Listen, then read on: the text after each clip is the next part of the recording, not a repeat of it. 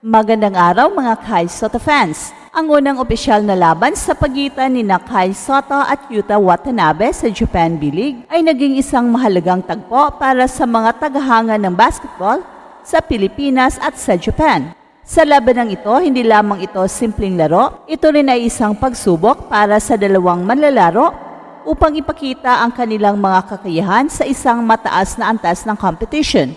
Sa kabila ng makitid na pagkatalo ng Koshigaya Alphas laban sa powerhouse na Chiba Jets 82-84, naging malinaw na si Kai Soto ay maaring makipagsabayan sa mga bigating manlalaro tulad ni Yuta Watanabe.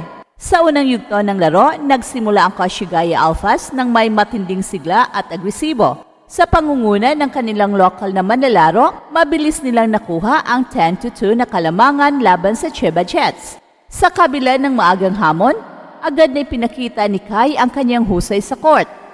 Ang kanyang unang attempt, agad niyang ipinakita ang kanyang post moves laban kay Watanabe. Bagamat hindi ito nagresulta ng puntos, ang kanyang depensa naman ay nagbigay ng malaking abala kay Yuta Watanabe na halata sa kanyang limitadong kontribusyon sa opensa ng Chiba Jets. Unang pumasok ang tira ni Kai sa pamamagitan ng isang putback shot sa ika-4 na minuto. Kasunod nito, nagkaroon siya ng dalawang magagandang assist na siyang nagbigay daan sa kanyang mga kakampen na maka-score. Well, sa kabilang banda, si Yuta Watanabe ay nag-struggle sa paghanap ng kanyang ritmo na bunga rin ng magandang depensa ni Kai. Sa pagtatapos ng unang quarter, ang Koshigaya Alphas ay may bahagyang kalamangan 23-21. At sa simula ng second quarter, nagkaroon ng momentum ang Chiba Jets sa tulong ng kanilang superstars tulad ni Yuki Togashi. Gayunpaman, hindi nagpatinag si Kai na patuloy na naging agresibo sa kanyang opensa at depensa. Nagkaroon siya ng pagkakataon sa free throw line kung saan ay pasok niya ang karamihan ng kanyang mga tira. Bagamat nakuha ng Chiba Jets ang kalamangan, mabilis na nakabalik ang Koshigaya Alphas dahil sa kontribusyon ni Kai at ng kanyang mga kakampi tulad ni LJ Peak at Matsuyama. At sa pagtatapos ng first half, hawak ng Koshigaya Alphas ang 7 puntos na kalamangan, 49-42. Dito na nagiging malinaw ang kaibahan ng estilo ng laro ni Kai Soto at Yuta Watanabe.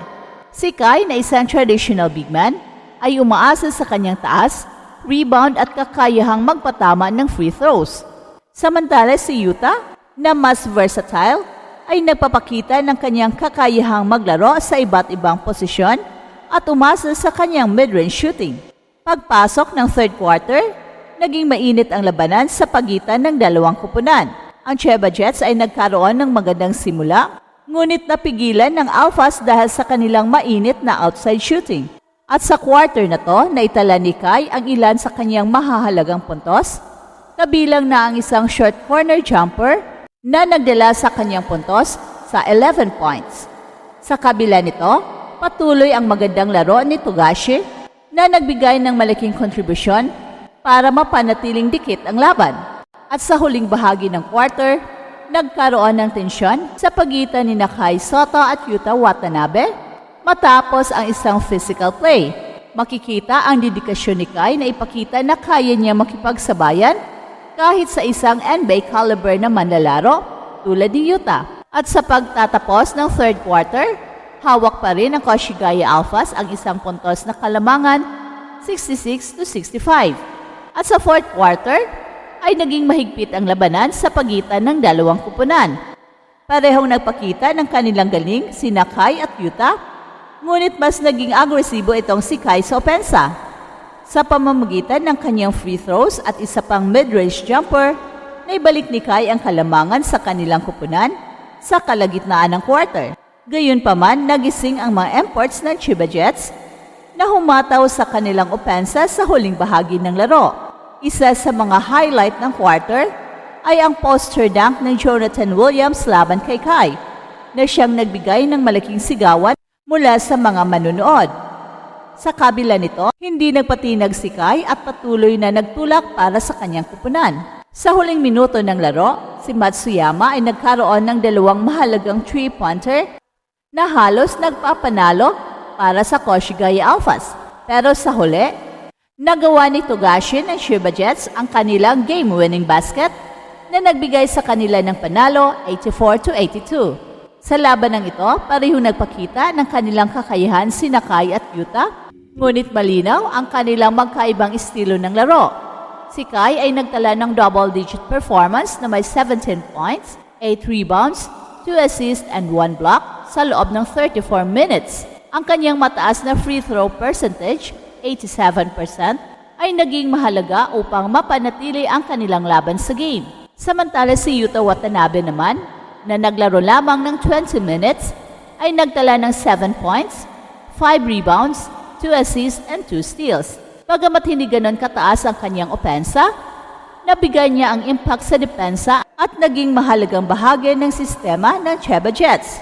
Ang kanyang versatility bilang isang small forward, power forward, ay siyang nagbigay daan upang makatulong siya sa iba't ibang aspeto ng laro. Well, kung ikukumpara si Kai, ay mas naging dominante ang kanyang presensya sa ilalim ng basket, samantalang si Yuta ay mas kilala sa kanyang pagiging all-around player. At sa labanang ito, mas nangingibabaw si Kai sa opensa, ngunit ang impact ni Yuta Watanabe sa depensa at leadership ay hindi rin matatawaran. Ang unang pagharap ni Kai at Yuta ay hindi lamang tungkol sa kanila bilang mga individual na manlalaro. Ito rin ay simbolo ng lumalaking competition at kalidad ng basketball sa Asia. Sa kabila ng pagkatalo ng Koshigaya Alphas, ipinakita ni Kai na kaya niya makipagsabayan sa pinakamagagaling na manlalaro ng Japan. Ang kanyang performance ay nagbibigay inspirasyon hindi lamang sa mga Pinoy, kundi sa lahat ng mga kabataang nangangarap na maging bahagi sa mundo ng basketball. Well, sa kabilang banda, si Yuta Watanabe ay patuloy na nagpapakita kung bakit siya kinikilala bilang isa sa mga pinakamahusay na manlalaro ng Japan. Ang kanyang presensya sa court ay isang paalala na ang basketball ay hindi lamang tungkol sa puntos, kundi pati na rin sa kontribusyon sa kupunan sa kabuuan. Sa huli, ang labanang ito ay isang makasaysayang tagpo na siyang nagbigay daan sa mas maraming kapanapanabik na laro sa hinaharap. Habang parehong nag-e-evolve ang kanilang mga laro, check na mas marami pa tayong aabangan mula kina Kai Sotto at Yuta Watanabe. Hey, hey, hey! Attention mga kapatrol! Get ready for an epic giveaway! Once Express Info hits 150k subscribers, one lucky winner will win the incredible Oppo Reno 11F 5G smartphone. Here's how to join. Step 1. Subscribe to Express Info right now. Step 2. Like this video. Then step 3. Comment anything good and positive about our idol Kai Sotto. Super easy. Just subscribe, like, and comment.